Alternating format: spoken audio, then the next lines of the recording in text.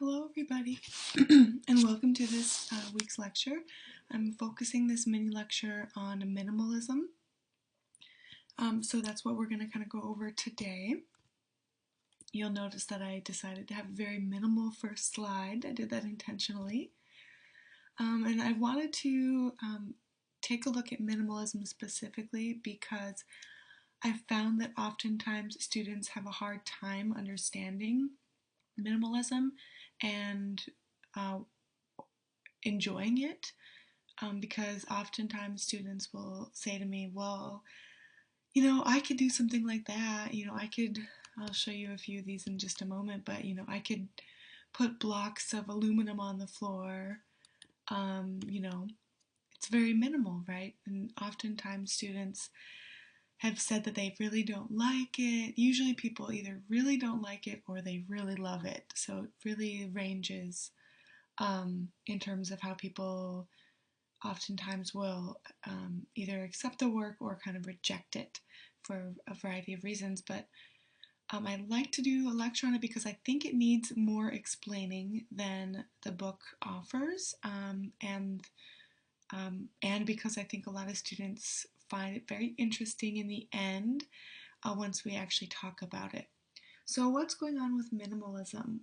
Well, here and after our last lecture where we talked about modernism and abstract expressionism specifically, we also talked about Clement Greenberg, the prominent art critic who loved abstract expressionism and he loved modernist art. He would have hated this stuff. So minimalism went against many of the things that earlier artists were interested in. And so let's talk about this. So here's a piece by Donald Judd. It's called Untitled from 1969. It's basically iron and plexiglass affixed to the wall. They're all the same size square that's just been affixed to the wall. They each have the same amount of space in between each block. And you'd enter to the gallery and this is what you'd see. And so right away you'll notice a few things, that there's no pedestal here, and it's not a painting that hangs on the wall, but it's not really a sculpture either. And so that gets me to this other point. It's not a painting or a sculpture. The object rather really just occupies space. So space is much more involved with minimalists. It also abandons not only the pedestal, but also the separation between the viewer and art. So here we have a real interest in the viewer's experience, and artists wanted the viewing experience to differ as the viewer moved around the room, and that's something that's very important. That's something that you definitely get with sculpture, but it's not something that you would have gotten with paintings, right? You just see a painting, you see it in its totality, and you stand right in front of it. It doesn't change if you move from side to side. These are a lot different than that. They really change as you move around them within the space. The other point I wanted to make is that there's no illusion of space here. Instead, the work is the space itself. So this is what a lot of the artists, minimalist artists, were interested in. It's, prior, usually paintings, photographs, other types of artworks, especially paintings and drawings and photographs, those mediums give the illusion of some sort of space. So the photograph shows you a space. It shows you something. It gives you the illusion of that space, even though it's just a photograph of it. Same goes for drawings and paintings. The paint is being used to make an illusion of something or some space. You're not really looking outside of the painting, but rather here we have works which engage the space around the art. So here for the first time we don't have a work that is autonomous. We have a work that is autonomous. It engages the space around it. So this is really important too. It's not just the painting that we read by looking at it, right? It's actually the space around it becomes involved. You'll notice with this piece, space moves through it, right? So in between each one of the blocks, there's empty space, and that's the space of the gallery. Because it's three-dimensional, but it's still affixed to the wall. And we'll look at a few more pieces to emphasize these points. The other thing I just mentioned is there's no exterior reference, and so you don't have to look elsewhere to know about this piece. Everything is included right here. So these pieces, like when you look at a painting or a drawing, for instance, a painting of, the Mona Lisa, I'll give that example. There is an exterior reference, right? There's a real woman and there's a real landscape that is exterior to that. But these don't exist in that same way. Another thing that I'll mention is that there's an interest in repetition, and oftentimes this suggests the factory madeness of the piece. So these pieces, and it also suggests consumer culture, because at this time we have artists who are actually looking to new industrial materials that they're using in their work, and they're actually having their works be made in factories instead of, in an artist's studio. So for the first time, we actually have artists contacting factories, like a steel factory or something like that, and giving them plans and saying, okay, make this for me. I have the idea for it, but now you have to execute it, but it's still my artwork. So there's something very interesting happening there with the artist's hand being a little bit more detached from the work, and we'll talk about that more in just a few minutes with a couple pieces we'll look at. So here you see the first point that I mentioned, which was an interest in abandoning the pedestal. So here I just have kind of a typical gallery space represented where you have paintings affixed to the wall, benches of course, and then loads of pedestals where you've got pieces of art kind of aggrandized on top of these pedestals. So minimalist artists were really interested in getting away from that in a variety of ways. You can see here's another piece by Judd, another untitled piece, very similar to the other piece, but just as minimal, but really no pedestal here, but really also nothing like a painting at all either. The other point that I wanted to make by using Carl Andre's work, as you see here, is that this work, Minimalism, abandoned a separation between the viewer and the art. So for this piece, this is literally, if I were in class with you, I'd ask you, what do you think this piece is made out of? And I'd direct you to look at the title. This is common with minimalists too. They oftentimes would title their works untitled, of course, which seems kind of pretentious, or they would actually title it exactly what it's made out of to emphasize the materiality, the materials that were used. So here you have 64 square aluminum is the title, so you can guess that there are 64 squares of aluminum that are part of this piece. So basically, none of these are glued together in any way. They don't have anything to affix them, but rather they're just squares of aluminum that have been placed on the floor next to each other in a grid. So the artist is accessing the classical grid, which is, has a long history in the history of visual culture and the use of line to create order by using the grid. So he's interested in that, but the grid is also very minimal, and so that's also where we see an interest with minimalist artists looking to the grid at some points. But here, what he's doing is also engaging the viewer. So these are basically just on the floor in the gallery, and when you go to the gallery, what do you see and what do you hear? Is everyone telling you not to touch the artwork, and you see signs that say do not touch.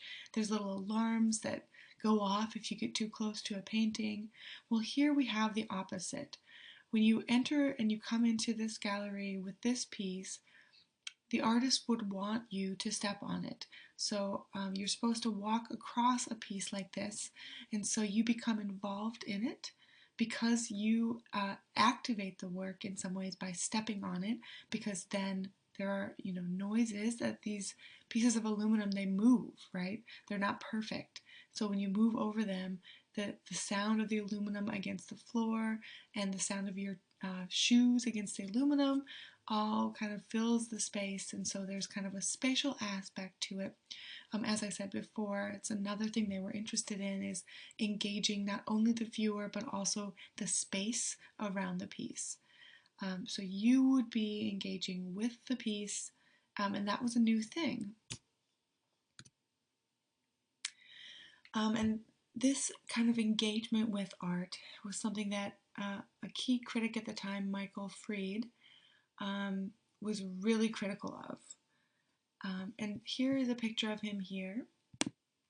He was very against minimalism and wrote an important essay at this time that came out against minimalism because I believed his argument was that it was way too theatrical, and because it was theatrical, it threatened art. It threatened to disintegrate fine art. And why did he think it did this? Well, because he would say that real art didn't need, quote, real space or time at all, end quote. So we've talked about how the minimalists really like to engage real space around the piece. They like to engage viewers within the viewing process. And because of that engagement of viewers had to take time to see these pieces. So you couldn't, with a painting, you would just look at it, and of course you might spend some time gazing at it. But here with the minimalist, there's a durational aspect in that you'll have to walk around the piece to fully understand it and to fully to see the whole thing, right? And in fact, you won't be able to see the full thing in totality. Because some of these minimalist pieces are so big that it's really, you can't see them in totality unless you have, maybe a aerial view or something like that. And we'll look at tilted arch in just a second, tilted arc, and we'll see how that's a problem also for Fried. So he would say the meaning doesn't reside inside the object, waiting to be discovered, and that's a problem because in paintings and drawings, meaning is something that you have to analyze. You look at a painting and a drawing, you discover something about it, you analyze it. But rather, with these pieces, meaning is in the context. It depends on the viewer's interaction with it, and he would say that that was far too theatrical and that threatened art itself. I also want to look at a few other minimalist artists within this context. Dan Flavin is one of these important minimalists. He worked specifically with light. So here you see in New York, a Dan Flavin Art Institute. It used to be an old church house, but then he purchased it, and now it's an art institute, so it's all of his works within it. And the problem, that Fried would have said here is that it really just occupies space. There's no illusion of space. So let's look inside and see what his work looks like. So here you have a series of lights. Dan Flavin basically only at this point in his career used fluorescent lights as his work. So literally he could not make these, right? He had to export his labor by, calling up the factory that makes fluorescent lights and saying, here, I want this many circular fluorescent lights. And then, of course, he would design them in a row up the wall like this. But he's not actually making the light, right? It's factory made. And so that's another thing that was really of interest to minimalists. But really what his work is, it's not only the objects, it's not only the light as an object, it's also the light that comes off of the bulbs, right? So here you have a perfect example of that. But also we have the use of repetition. So again, accessing that interest in consumer culture, the fact that now we can really get anything we want in multiples because everything is made in factories. We know we go to the store and there's 10 of the same shirt right there for us, or there's 10 of the same candy bar, 10 of the same poster or something. We can always get repetition of objects. So that's kind of why these artists were also interested in that, because they were interested in the process of something being factory made, because that was their process as well. And then also within the Dan Flavin Institute, in that house that I showed you, you'll see other works of Dan Flavin's like this. And so here you really see an interest in light. As you move through the space, you move through different colors of light. And then here again, you see a use of the grid. The grid is perfect for minimalists, right? Because it's one of the most minimal elements, but it's still so complex. And it also suggests order in some very important ways. Now I want to show you a little quick video to show you this, this more contemporary work called Light Tree. So let me just bring you there.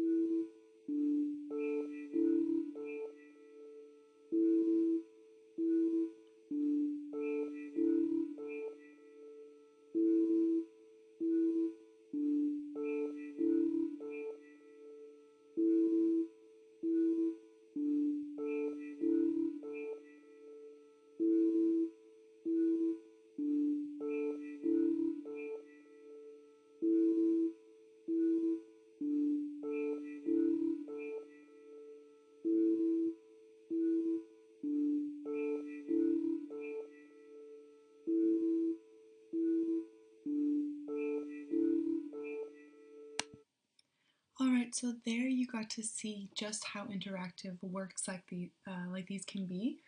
So they're not always that interactive. You know, they don't always suggest touch or the necessity of touch to activate the work, as you saw there. But you can see how artists like Dan Flavin, and now that since he's still this work is still relevant, that it's become one in which the viewer can come in and actually touch these lights. And as they touch it, you know, obviously there's some sort of sensor in the light that allows the light to move and the colors to change. So very interactive. And it's all about the viewer, and it's all about space and the light that enters into the space around the pieces. So it's not just the piece, right? It's not just the tube of light. And then we'll talk next week. We'll talk about how artists go a little further, and we'll talk about what we will call relational aesthetics in the 80s and 90s. But we'll get there later. Here's another minimalist artist I like to bring up, Soloit, and I like this quote by him. He says, quote, "It is best that the basic unit be deliberately uninteresting," end quote. So he's talking about minimalism and saying it's important to not be interesting, you know, to deliberately be uninteresting. That's what's important here, which is kind of interesting, right? Prior to this with art, that's the idea, was to draw people's attention and to make people analyze and really actively look at a piece versus passively looking at a piece. But here he's saying, you know, you want it to be not interesting. it's important that people passively look at stuff like this, maybe, right? But rather, what's most important is how the pieces engage the space around them. So here you have the use of basically all the walls of the gallery, and the middle of the gallery is completely left blank. And Solowit is one of these artists, of course, who also shows us the ways in which the process has changed, had changed in terms of the process of art making for minimalists. Prior to this, you wouldn't have artists sending off instructions for their work. But here, and here's one of Lewitt's work, if a museum owns a work by Solowit, they own a series of instructions for how to make his work, because it's all about the idea. So he has the idea to make this work, right? And then he sends directions to the gallery and says, okay, this is there's this many lines, this many squares, these are the colors I want, have someone install it. So it's very interesting, and here you can see installation with a couple people. Of course, he is here helping out, but it's not always the case, and obviously there's always helpers because they have his instruction. And so again, you see the hand of the artist becoming slightly removed from the piece because these pieces can be made by other people. That's not what's important. What's important is that the idea is from the artist, even though other people can take that idea and make something out of it. It's still the artist's piece. Now that is very different from the abstract expressionists who we talked about last week. And in fact, minimalism is a huge response to and rejection of abstract expressionism, because these artists were not interested in kind of the active movement and the process of the creator, the genius, the artist. But rather, here's a very different processes, right? We have the ABEX, abstract expressionist, Jackson Pollock, doing his drip paintings. You can just imagine him moving back and forth in the space. It's a very active process, but rather, here you have Donald Judd, the first artist we looked at, inspecting some of the work that the factory has made for him before he displays it. So it's a very different process in terms of how the artist approaches the work, approaches the idea for the work, right? They plan these out very much prior to sending those instructions off. Whereas here with the ABXers, you have a real interest in spontaneity. They leave a lot up to chance, right? Jackson Pollock hasn't really planned out this painting because really, how could he? It's all about letting things happen at the time that the painting is being made. Here again, you just see a contrast where you can see the minimalists kind of backlash against the earlier ABXers. Here's Willem de Kooning, a Woman in Bicycle, where you see a very obviously active painting where the artist was actively moving the huge gestural brush strokes, bright colors, really invites the viewer in, aims to be interesting, aims to be analyzed. And then you have Robert Morris's Untitled 3L Beams, which necessitates walking in and around the piece. It's not even a color, right? It's just steel. So you can see the huge differences here. And this brings me to a really large piece that I want to talk about to finish this lecture. Because it was very controversial and it's a key minimalist piece. It does everything that we've talked about in terms of minimalism. It's by Richard Serra, called Tilted Arc. It was from 1981 until 1989. So it was demolished in the late 80s. It was destroyed, and we'll talk about that in just a second. But first, I want to talk about where is the connection to the artist's hand in a work like this. So basically, it's 12 feet tall, 120 feet long, and it's 15 tons of steel. You know, a single person could not make this. This is definitely made in a factory, but it was the idea, right? It's Sarah's idea to have this giant piece of steel displayed in such a way. And it's, of course, displayed in a public federal plaza in New York, in Lower Manhattan. And it was actually commissioned, and I wanted to ask, the other question I wanted to ask is, why might a work like this be controversial? And so think about this. If you have this giant piece, and here's another image of it. So you can see if you worked in this plaza, here's a really good image of it. It really takes up a lot of space, or took up a lot of space. If you worked in this plaza, you'd have to walk by this every day. Would it bother you? Well, let's talk about it. It was commissioned by the U.S. General Services Administration, the GSA, as part of the art and architecture programs that they had set up, which was basically granted funding for large-scale permanent sculptures in public throughout the city. However, of course, this ended up not being public, or not being, not public, of course it was public. It ended up not being permanent.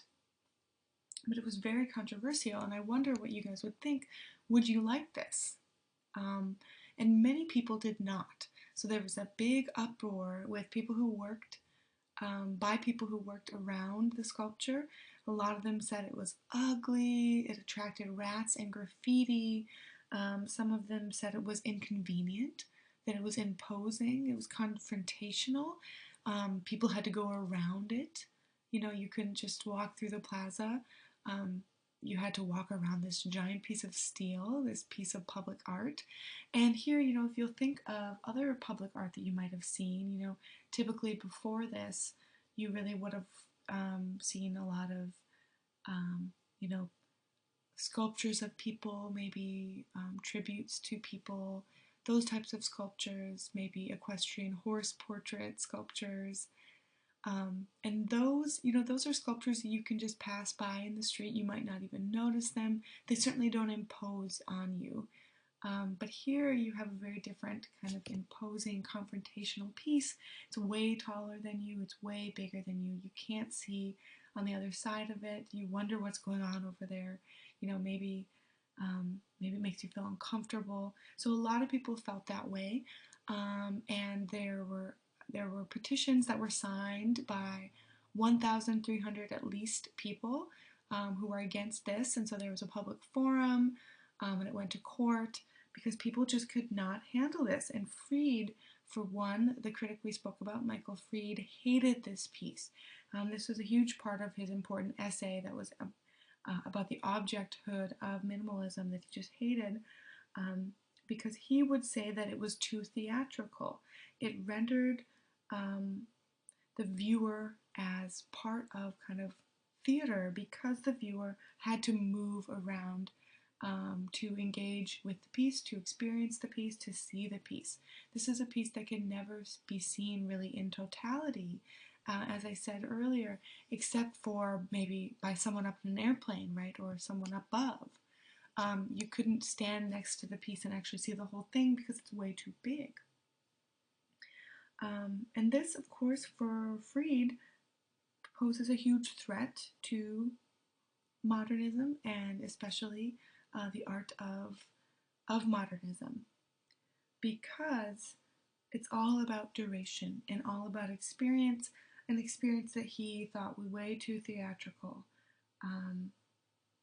He would have said that it signified the death of the author and the birth of the viewer, and that in itself was anti-modernist, because instead of having the author, the artist, be the person who is most important to the piece, the viewer here becomes most important to the piece. And so for him, that was a huge huge problem for art, and he saw that as leading to the death of art itself. So we'll stop there.